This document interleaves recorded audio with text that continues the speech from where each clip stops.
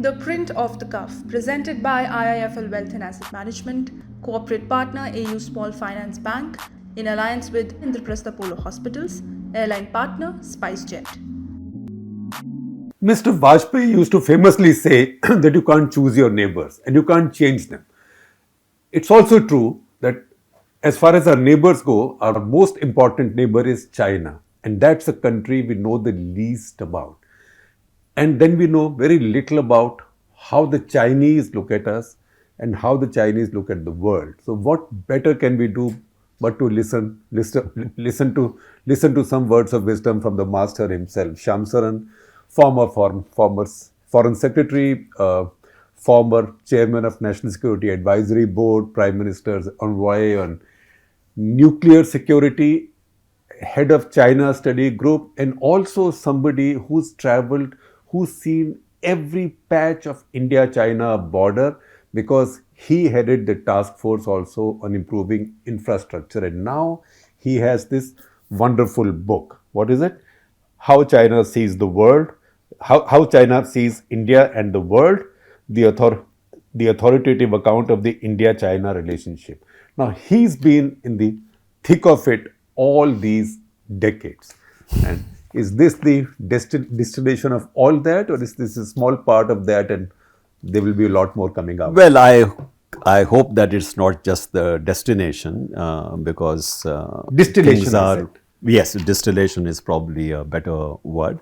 But just as you said, Shekhar, that China, whether we like it or not, is our most important neighbor. And going forward, the most important challenge for India, if we are looking at our foreign policy, our security policy, is going to be China. And I felt that despite the fact that China is our major challenge, the familiarity with China, the way China looks at India, the way China looks at the rest of the world, what are the kind of cultural traits that the Chinese have, what kind of history they have been through, which really creates the prism through which they are looking at us and then looking at the world.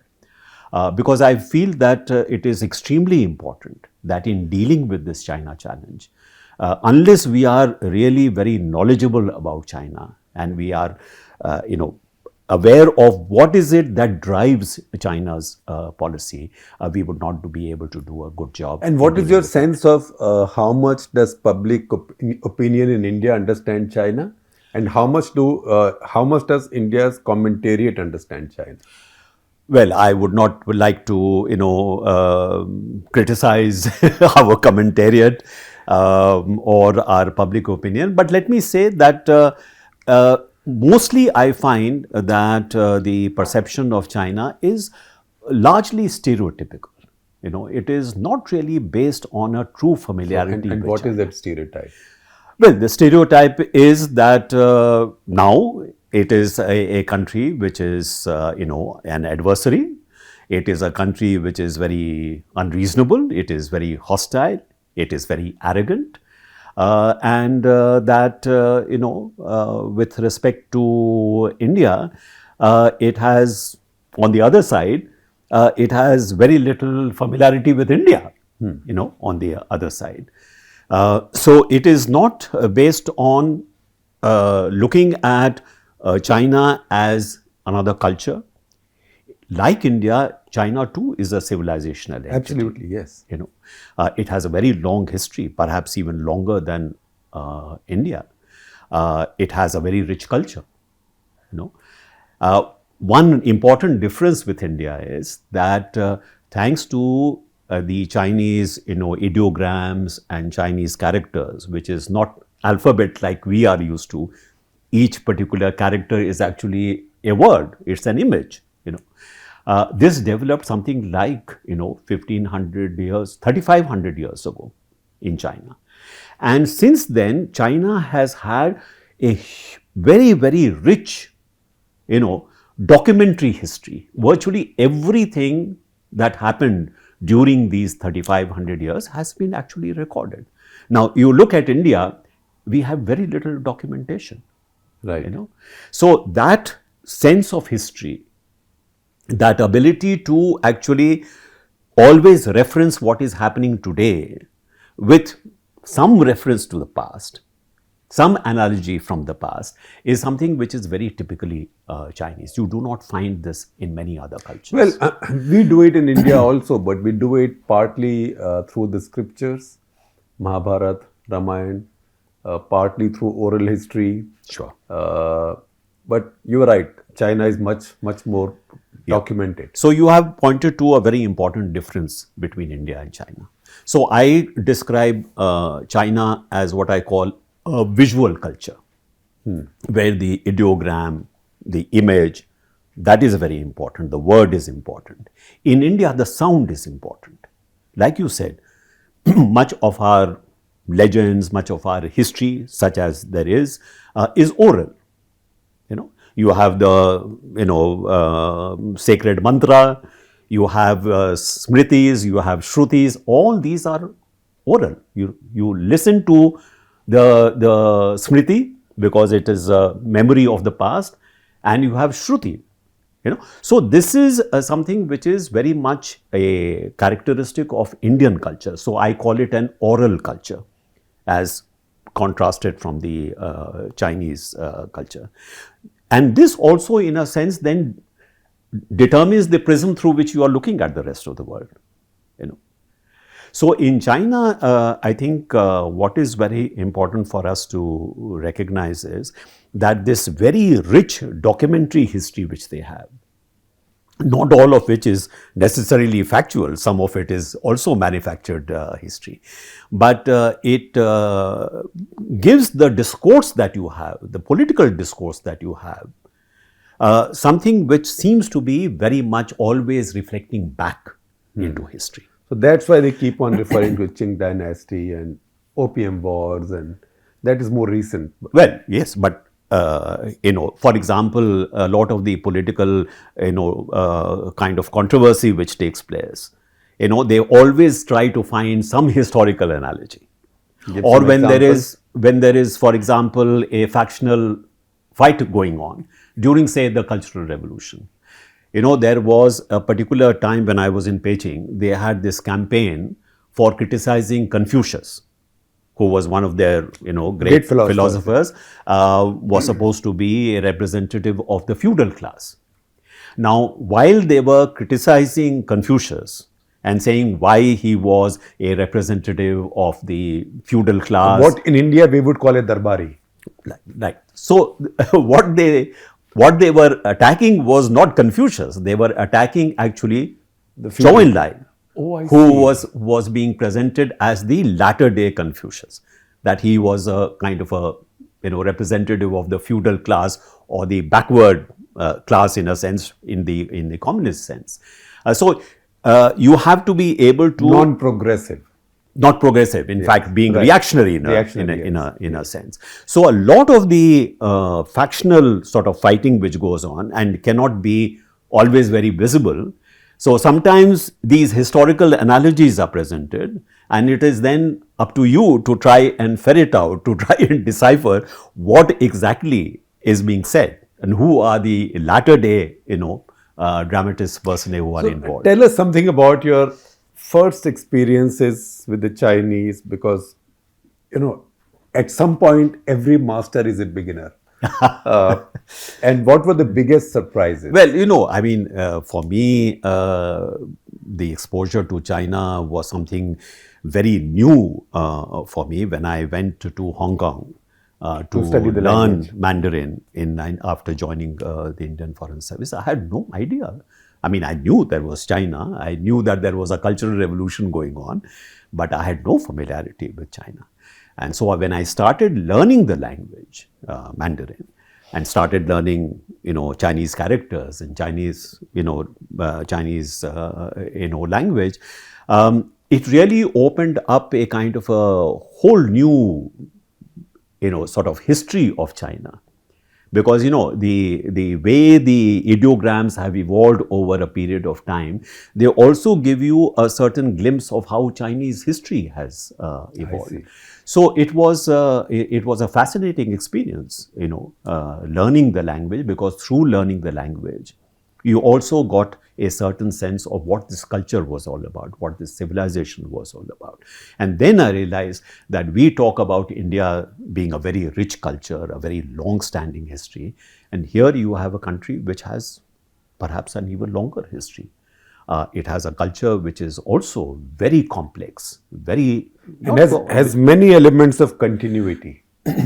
Yes, there are many elements of continuity, but both in India and China, there have been periods of stability, prosperity.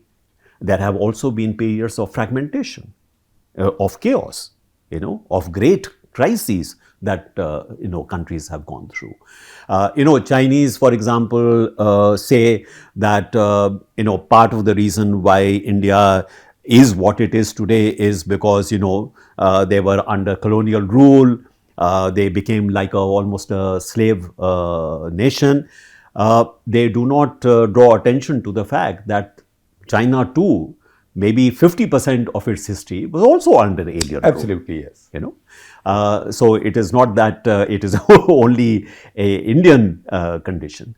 So we have to be conscious of the fact, but that they have also had that kind of a history. But having said that, there is certainly a stronger sense of being Chinese, a stronger sense of identity that the Chinese have. And when I'm speaking about that identity, I'm mainly talking about the Han Chinese, which is the reason why they have difficulties in dealing with the Uyghurs in Xinjiang or the Tibetans in Tibet. But as far as the Han is concerned, they certainly have a much stronger sense of identity and a certain sense of homogeneity, which perhaps for a more diverse and plural country like India is sometimes difficult to understand. So, one basic question and then we move on to the more current issues. Culturally, you think the Chinese and Indian populations or cultures are mutually share a relationship of mutual respect, of mutual suspicion, or maybe contempt? I would say it is ambivalent. In one sense, if you take Chinese perceptions of India, there is no doubt that at a certain period of history, thanks to the spread of Buddhism, for example, yes, to China, thanks to a lot of Indian, ideas, Indian even technology, sugar making technology, right, for example, came from India. The Chinese looked upon India as a kind of a alternate, even superior center of culture and civilization. I see. That is why over a period of time you had several, Chinese travelers, monks, yes, who came to India. They studied in universities like Nalanda. They were very much struck by, the prosperity of India, India being kind of a knowledge center in this part of the world. So India was, in a sense, a country to look up to. However, once that particular phase of the spread of Buddhism to China, which came to an end around the beginning of the second millennium, because the Islamic invasions right, took place in India, then Buddhism itself declined in India. So after the beginning of the second millennium, even those kind of contacts between India and China, they diminished. Then they came face to face with India when India was under colonial rule of the British.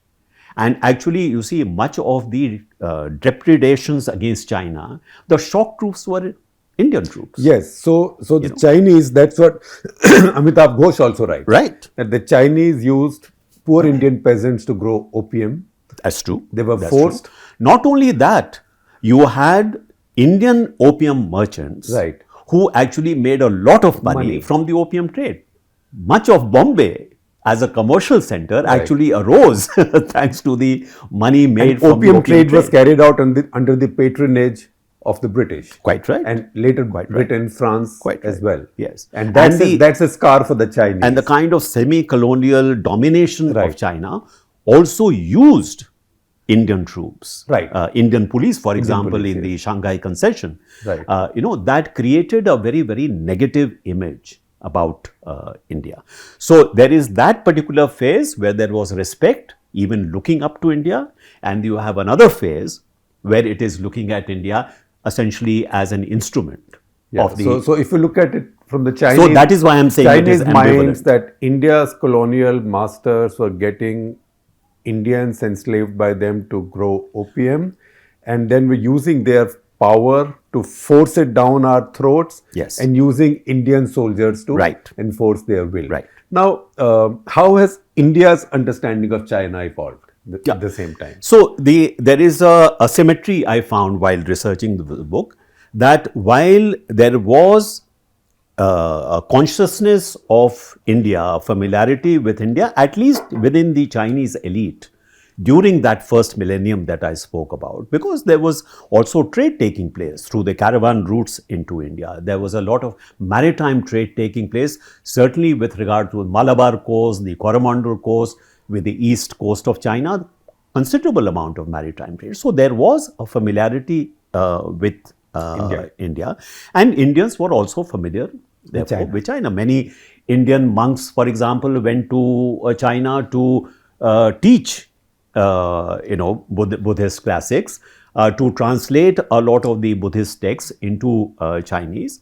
So there was that kind of familiarity, and amongst the people of China, as Buddhism spread, the knowledge that there was India as birthplace of Buddha and the origin of this great religion, that also spread.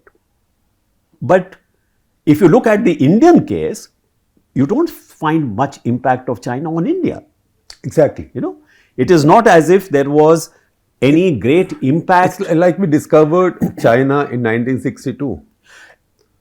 You're quite right. In a certain sense, we did. It is only during And in a negative way.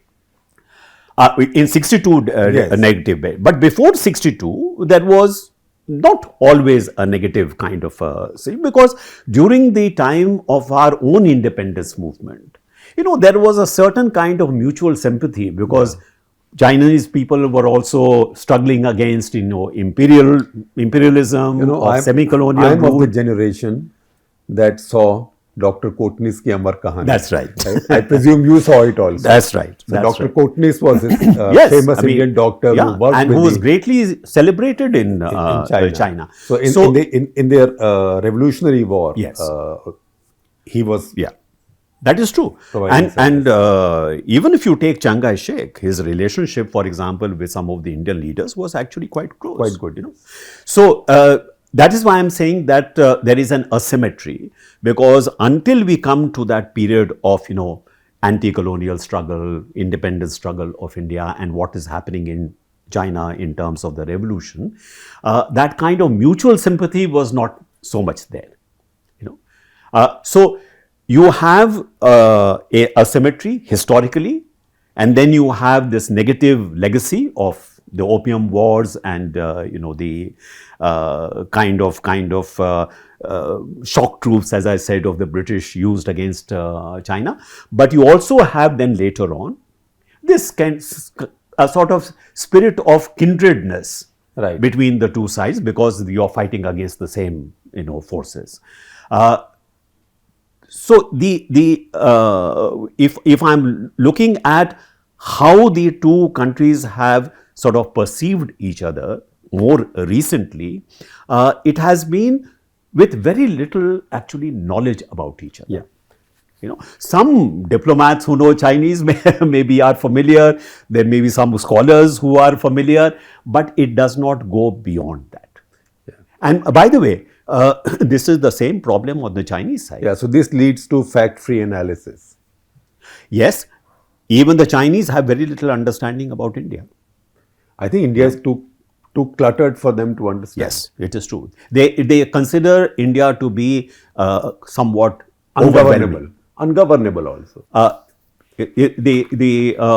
One of the first Academy of Social Sciences delegation which came to India after we normalized our relations, as you know, in 1976, around the beginning of 1980s, they started sending delegations to India, and there was a very high-level delegation from the Chinese Academy of Social Sciences who came to visit India.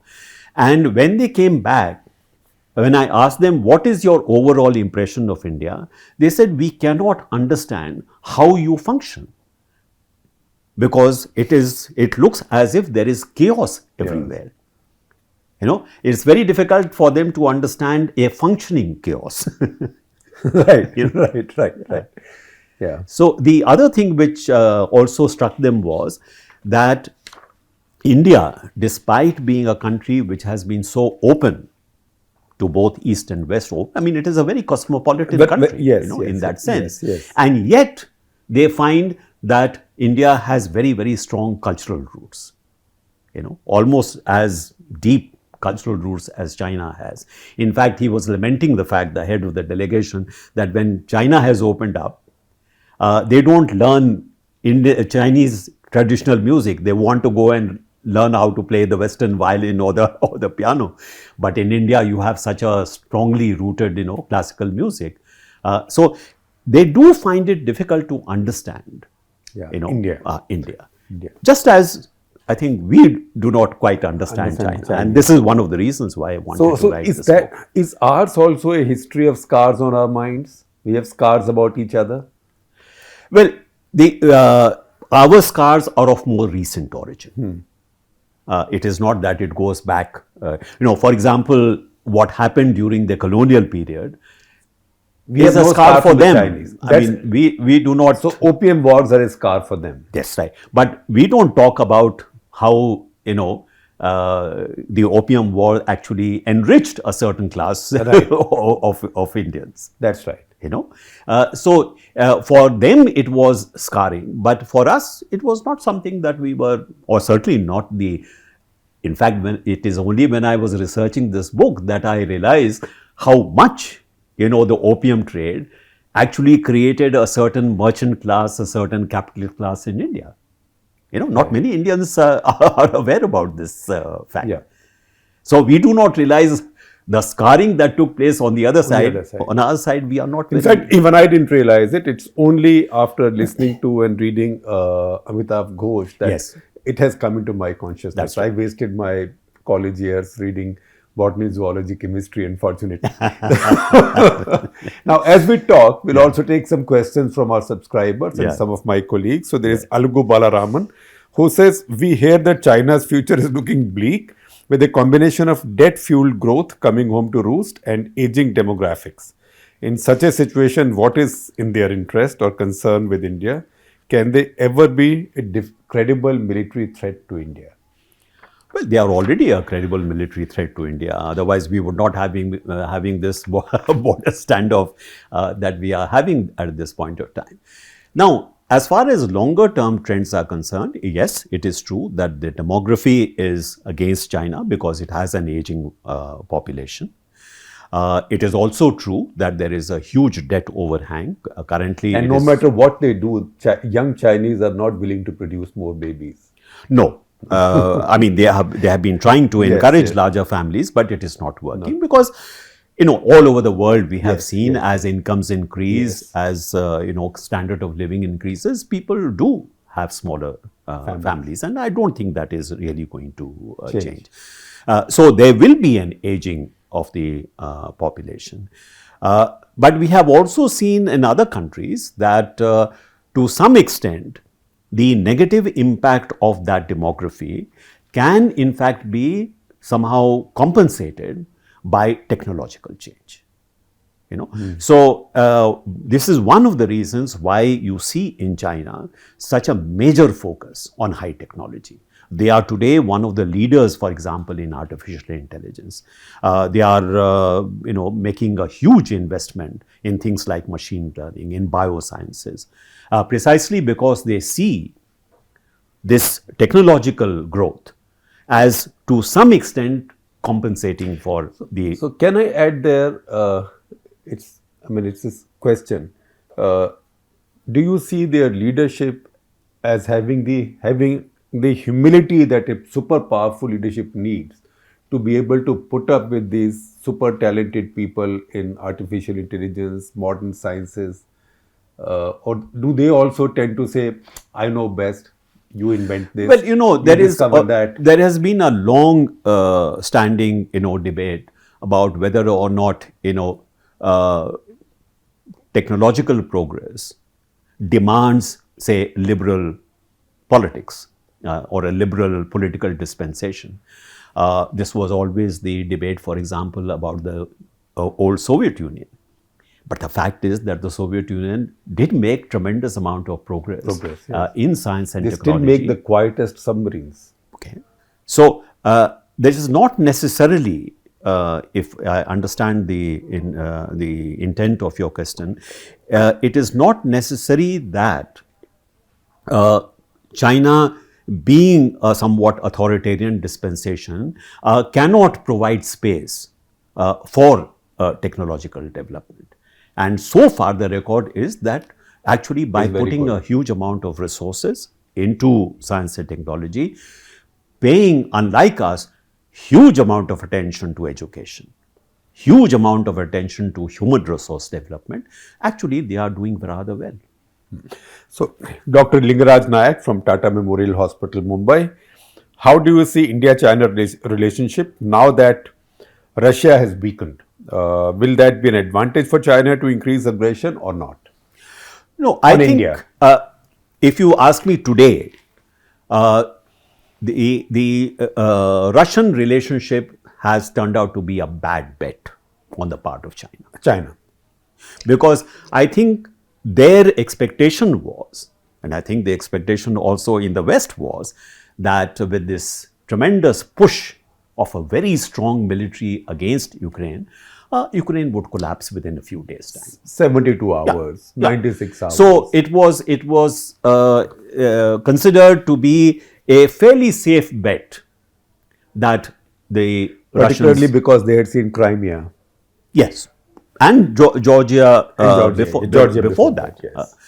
Also, I think the miscalculation on the part of both Russia and China was that they both believed that, number one, the United States of America is in terminal decline and the chaotic withdrawal from Afghanistan was supposed to be that, one. yes. The dystopian kind of a image that they saw of how US was dealing with the pandemic, how some of the European countries were dealing with the pandemic. They thought that the West is divided, the West is weakened. This is our moment. And the West is chaotic now. Yes, yes. And it's not capable of, even if it is still strong militarily and in terms of technology, it doesn't have the will to fight. That's an important kind of understanding, that what Afghanistan shows is that the will to fight is no longer there. So, that China and Russia together can actually write the rules of a new kind of an international world order. So, you think the Chinese knew that Putin was going to do this? Even if they did not know, the fact is that their expectation was that if the Russians are going to, after all, the Russian troops were ranged along the borders of Ukraine for some time. For quite some time. So I presume that the Chinese were aware of the fact. I find a lot of readings from the intelligence community of, say, the Western world saying that, look, for once we turned out right, but nobody was believing us, because people were saying, for us to believe you, first find WMDs in Iraq. Well, it is possible that the Chinese may not have known that whether actually. But that visit that Putin made to China before that Winter Olympics time. Well, if you look at the joint statement, yes, it is a dramatic moment. Yes. It's like a manifesto. And the Chinese are still trying to explain it, saying that this should not be construed to mean an endorsement of the war, etc. Well, even if it is not an endorsement of the war, it is certainly a expression of very great strategic convergence between Russia and China. There are no limits to cooperation. Yes.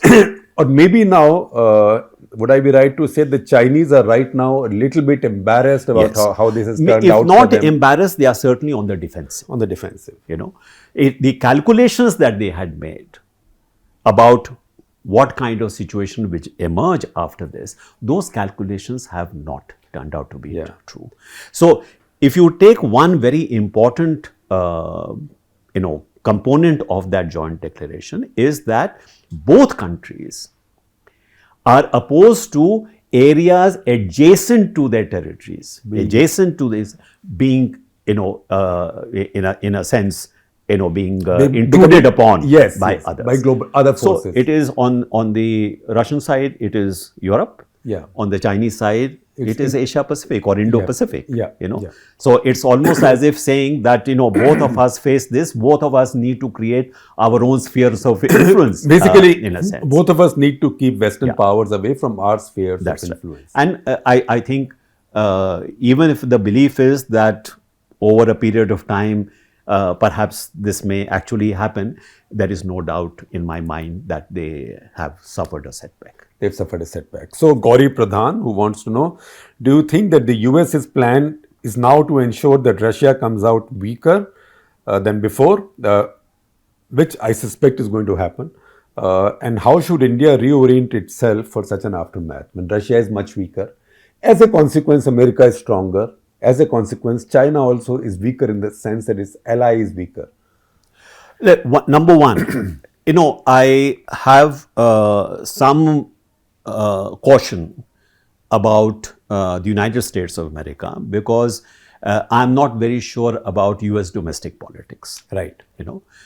So whether or not whatever planning is being done at this point of time or whatever calculations are being made at this point of time, it may not survive a change of presidency. Yes. So we have to keep that in mind that it's very difficult to really make longer term projections. I know, because we also don't know that if there is a change and if there is a Republican, will it be Trump or somebody else? Quite right. Quite right. But at least you can say there is an element of unpredictability. As with all democracies. So we have to keep that in mind. Now, whether the intent is to weaken Russia, I think Russia is doing a good job itself. So I don't think they really need anybody to weaken them.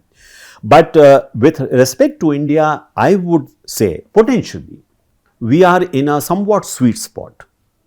Because in terms of the way in which geopolitics is changing, geopolitics is churning in a sense, India is a very important player in that respect. It's something like what they call a swing state, right? In that sense. Right.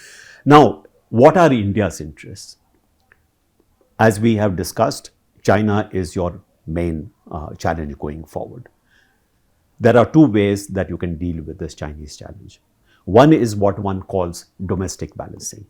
That is, India really puts its mind to really transforming India itself, which means getting back to a higher growth path, increasing your economic capabilities, your military capabilities, your technological capabilities. Now, in doing that, who are your best partners? There is no doubt that the United States of America, Western Europe, Japan are still the knowledge centers of the world. They are still the sources of high technology for the world. So a partnership with them, a closer partnership with them can actually assist in the transformation of India. Potentially, that is one aspect. Second aspect is external balancing. Until you can bring about that transformation, what is the way in which you can deal with or try to counterweigh what could be a more aggressive China on your borders? And I think in that respect too, things like the Quad, for example, our stronger relationship with Europe, with US, with Japan, these will be very helpful. Now, the question is whether you want to go in the direction of an alliance or whether you are really looking at stronger partnerships. At this point of time, I would say we are perhaps not necessarily looking at an alliance relationship, but a more diversified kind of relationship with the major actors in the world can actually work in your favor. How important is the military factor, the dependence on Russia? Because this is heavy stuff. You can't change it overnight. So there are two aspects. One is we should put this question in the longer term geopolitical perspective. For 30 years, that is from 1960 to 1990, India, Soviet Union had a strategic partnership. What was the strategic glue which held them together? It was a common perception of threat from China, right? Right. Now, once the Cold War ended, China-Russia relations became very different from what it was with the Soviet Union. So, for India and Russia now, that particular important component of the relationship is missing. diminished. So it's become more transactional now. Transactional.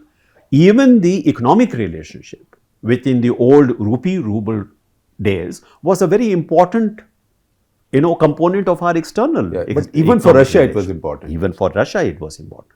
That also evaporated, right? So the one important I have traveled in Soviet Union with State Bank travelers checks of convertible rupees, as those were called. I see. Yeah. So I think we have to recognize that India-Russia relations are not Indo-Soviet relations. Right. They have.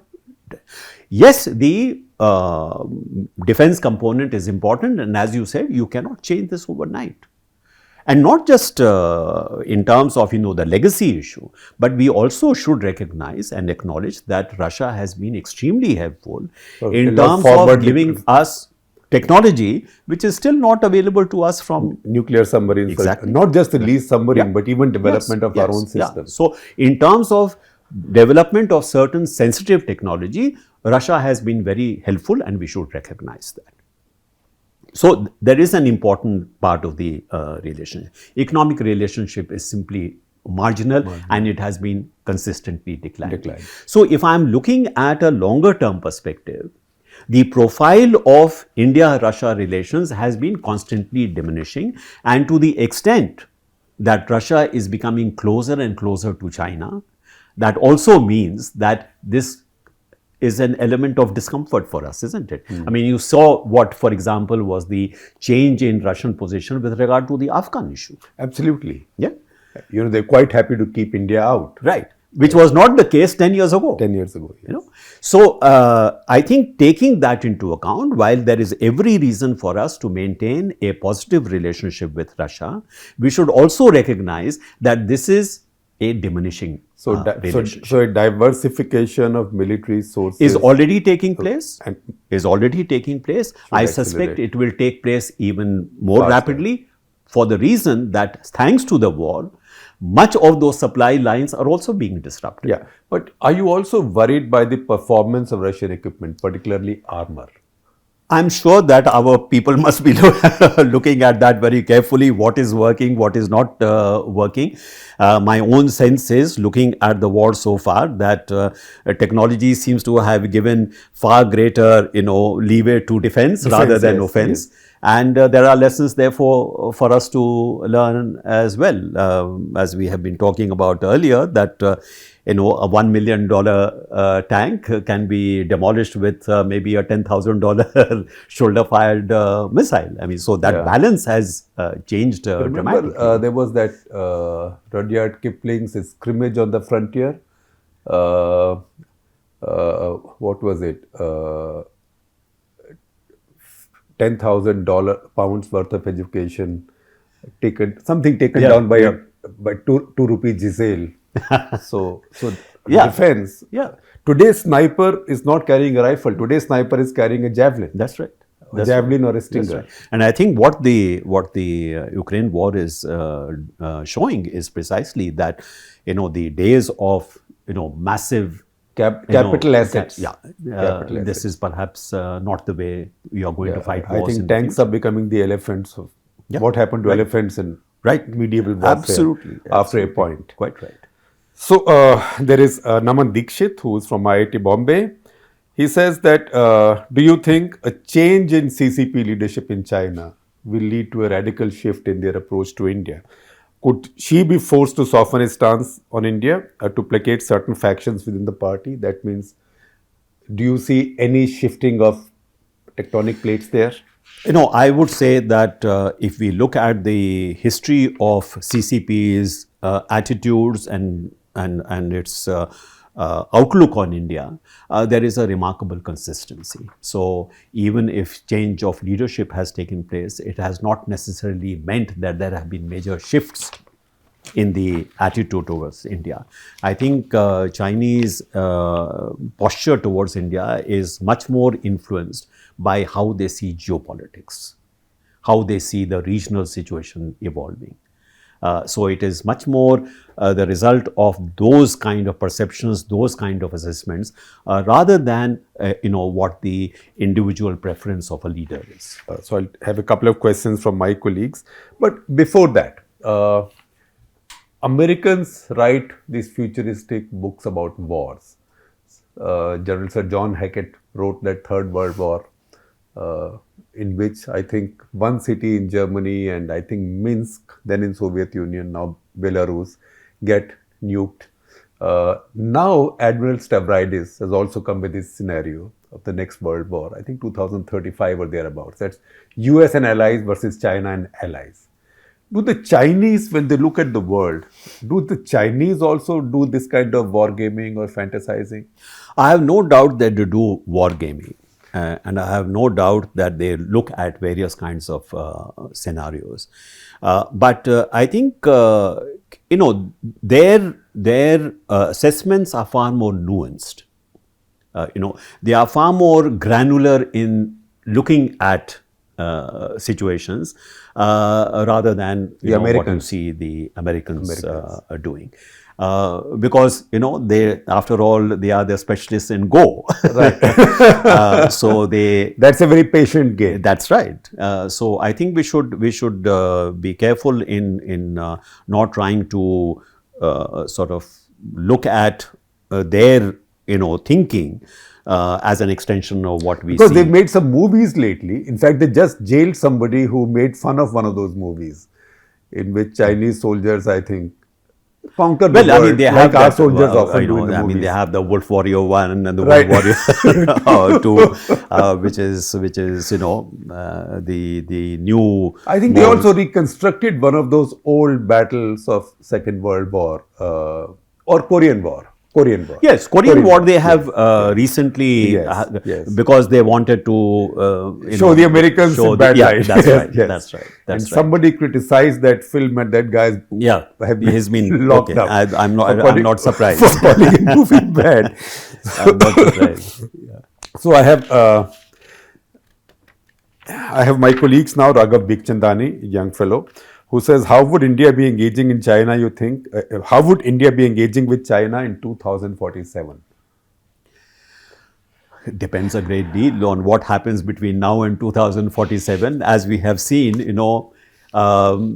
many unexpected, unanticipated kind of events take place and completely, change the direction of history. What we have just seen happening in Ukraine has, in a sense, deflected the history in a certain direction. But let me say this, that I have always believed that if there is one country which has the area, population, resources, talent, capabilities to not only match China, but even the possibility of being able to overtake China, it is only India. But that presupposes that we are able to get our act together. And the reason why I said to you that we may be in a sweet spot is because the world, the US, Europe, as well as Japan and many other countries, want to see India succeed. Because precisely of the factor that I mentioned, that if you have to have some kind of a credible, countervailing force, India is a good candidate for that. So there is a certain commitment. But as smart people say, as smart people have said in the past, that India is that rare country that disappoints both its backers and its True. critics. We have infinite capacity to shoot ourselves in Yeah, the foot. we don't do as badly as our critics expect us to do. We don't do as well as our friends expect us to do. I agree. But I think the fact is that this is actually a moment which comes very rarely in history. Right. You know, And to lose it would be it a would bummer. be unfortunate if we lose it. But I sincerely believe that we are at a moment where if we play our cards well, actually we can perhaps get on to a very, very positive So trajectory how will you going play forward. India's So in card? 2047, therefore, you may be in a much better position vis-a-vis China than you are today. Even our population growth is declining very rapidly, and soon enough our people will begin to get older. So if you were playing the cards that India has today, if you were playing with those cards, how would you play? So on the one hand, you have to make certain that you keep a relationship with China that does not sort of take that relationship in a overtly hostile direction. There are areas where actually you have certain common interests with China, and there is no reason why you should not, work on them. You should try, certainly, with respect to your own neighborhood. You have to work much harder to ensure that you have a stable, you have a economically prosperous neighborhood, because unless you get your periphery right, unless you get your neighborhood right, it is very difficult to think in terms of playing a credible role either regionally or globally. So one very important item on your agenda should be, how can I focus our energies on really creating a very benign neighborhood, if not necessarily a very supportive neighborhood, at least a benign neighborhood which does not keep dragging you back by the kind of crises which keep erupting. That means breaking out of this triangulation. Right. So, because we've come this far without mentioning Pakistan. Yes, but I certainly believe that even though there is no doubt that India-Pakistan relations are adversarial and probably will remain adversarial for the foreseeable future. But it is for you to find ways in which you can manage that adversarial And stabilize relationship them. and try to stabilize it. So Shyam, explain this. Since you're looking at how China looks at the world, where does Pakistan feature there? Because this looks like one of the most durable friendships in geopolitics. So India is a very important reason for that. Adversary. Because after all, for China, it is a low risk, low cost way of keeping India tethered to the subcontinent, Right. which we would like to Dr. get out Manmohan of. Singh used to say of triangulating India. Yes. So that is an important factor. But I would also say that lately, the importance of Pakistan has gone beyond merely being India. a kind of a counterweight to proxy India. against India, because of a more global dimension to China's strategic thinking. Certainly, Pakistan is being looked upon as providing access to Indian the Ocean. Arabian Sea. Arabian Sea. They are looking at Pakistan as being very helpful in terms of the kind of challenge they see facing them in Xinjiang, for Xinjiang. example. Whether or not Pakistan lives up to that promise, that's a different matter altogether. But they certainly see Pakistan as helping them deal with some part of their own periphery. Yeah. So there is the India factor is very important, but it has gone somewhat beyond the that. India factor. If you take, for example, the Belt and Road Initiative, both the belt and the road meet in a sense on the Pakistani coast. So it has a certain broader importance today than perhaps in the past. Notwithstanding that, I also see, for example, in Pakistan today, the change of government which has taken place from Imran Khan to now Shahbaz Sharif. I get a sense, I may be wrong, but I get a sense that there is also been a certain level of disquiet at China or at Pakistan's over dependence on China. Well, I think we've seen some of that come out in General Bajwa's Right. statements as Right. well. So, to the extent that Pakistan itself is looking to expand some of its own room for maneuver, improving relations with the US, improving relations with India, that also is to our advantage if we can leverage that. So, I would hope that we can also try and see whether we can take advantage of the, even if it is a slight shift in the situation, Yeah. whether we can take advantage of that. So, P.R. Krishnan Kutty, again one of my young colleagues, who also has a show called World 360. So once or twice a week, she looks at some interesting thing happening somewhere in the world that doesn't make to our front pages or even our foreign pages, which are diminishing in our media, unfortunately. Kishore Mehbubani said in a recent OTC that was just last week, Kishore Mehbubani said while speaking about Galwan and border standoff that a few hundred square kilometers is not going to determine the future of India and China and that the two will eventually patch up. Do you agree?